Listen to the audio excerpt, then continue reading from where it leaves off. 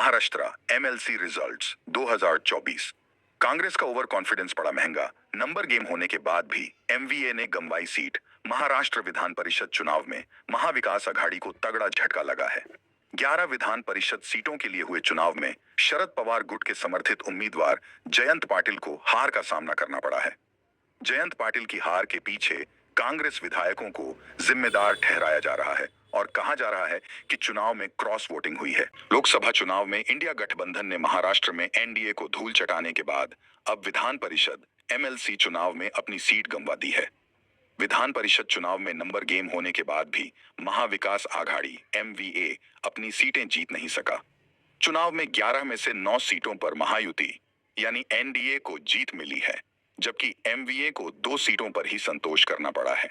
चुनाव में सबसे बड़ा झटका शरद पवार गुट की एनसीपी को लगा है, जिसके समर्थन के बाद भी जयंत पाटिल को करारी हार झेलनी पड़ी है। महाराष्ट्र विधान परिषद चुनाव को लेकर माना जा रहा है कि कांग्रेस के आधा दर्जन विधायकों ने क्रॉस वोटिंग की है। इसका खामियाजा शरद पवार समर्थित उम्मीदवार जयंत पाटिल को उठाना पड़ा है।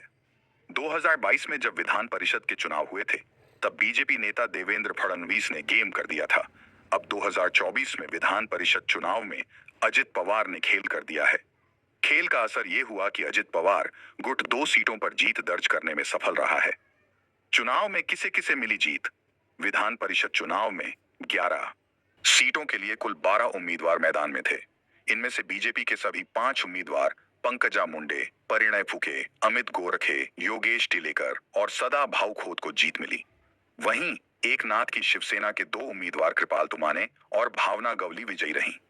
अजित पवार की अगुवाई वाली राष्ट्रवादी कांग्रेस पार्टी के 2 के दोनों उम्मीदवार शिवाजी राव गर्जे और राजेश विटेकर भी चुनाव जीत गए। शिवसेना यूबीटी के मिलिंद नार्वेकर और कांग्रेस की प्रज्ञा सातव भी जीत गई, लेकिन शरद पवार समर्थित उम्मीदवार जयंत पाटिल हार गए। चुनाव परिणाम से पहले अजित पवार की एक सीट पर असमंजस की स्थिति बनी थी।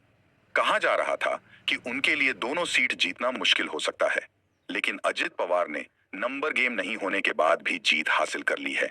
ऐसे में माना जा रहा है कि कांग्रेस के कई विधायकों ने क्रॉस वोटिंग की, जिसका फायदा सीधे तौर पर अजित पवार को गया। चर्चा है कि चुनाव में कांग्रेस के 5-6 वोट छिटके हैं। अजित पवार गुट के पास 42 वोट थे, लेकिन चुनाव में उसे 47 वोट मिले हैं। जीत के लिए हर उम्मीदवार को 23 वोटों की थी जरूरत। इस बार के विधान परिषद चुनाव में जीत के लिए हर उम्मीदवार को 23 वोटों की जरूरत थी। चुनाव 11 सीटों पर होना था। महायुति के वोटों को देखते हुए उनके 8 उम्मीदवार आसानी से जीत जाएंगे, लेकिन जैसे ही उसने 9वां उम्मीदवार उतारा, चुनाव दिलस्प हो गया। यह उम्मीदवार अजित पवार गुट की ओर से उतारा गया था। वहीं महाविकास अघाड़ी के तीनों घटक दलों ने एक-एक उम्मीदवार मैदान में उतारे थे। एमवीए को उम्मीद थी कि उसके तीनों उम्मीदवार आसानी से जीत जाएंगे, लेकिन अजित पवार ने उनको बड़ा झटका दे दिया। कैसे हुआ खेला, समझें। महाराष्ट्र विधान परिषद के इस चुनाव में केवल विधायकों को ही वोटिंग करनी थी। 248 सदस्यों वाले महाराष्ट्र विधानसभा में इस वक्त 274 विधायक हैं। ऐसे में एमएलसी चुनाव में एक उम्मीदवार को जीत के लिए 23 विधायकों का वोट चाहिए था। एनडीए के पास 207 विधायक थे। इसमें बीजेपी के 103, एनसीपी के 40 और शिवसेना के 37 विधायक शामिल रहे। इसके अलावा अन्य छोटे दलों का भी समर्थन हासिल था। कुल मिलाकर 203 हो रहे थे।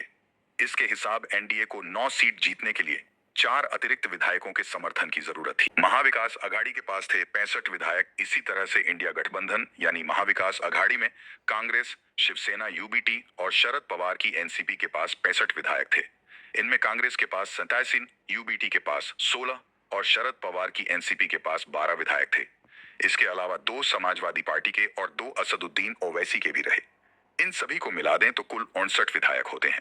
इसलिए एमवीए के 3 उम्मीदवारों की जीत पक्की माना जा रही थी, लेकिन अजित पवार ने ऐसा खेल किया कि विपक्ष चारों खाने चित्त हो गया। क्रॉस वोटिंग के आरोपों क्या बोले विधायक जीशान सिद्दीकी?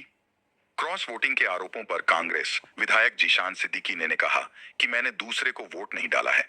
पार्टी की ओर से मुझे जो पर्ची मिली थी उसी के हिसाब से वोट डाला हूं। सुनने में आया है कि कांग्रेस खेमे में बड़ी संख्या में क्रॉस वोटिंग हुई है।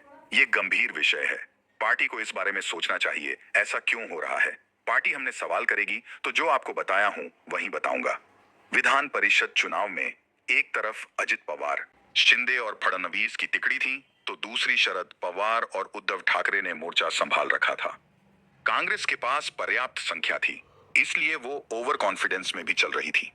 माना जा रहा है कि अब उसी कांग्रेस के करीब आधा दर्जन विधायकों ने क्रॉस वोटिंग की है, जिसके चलते लोकसभा चुनाव में एमवीए को जो कॉन्फिडेंस मिला था, उसे भारी झटका लगा है।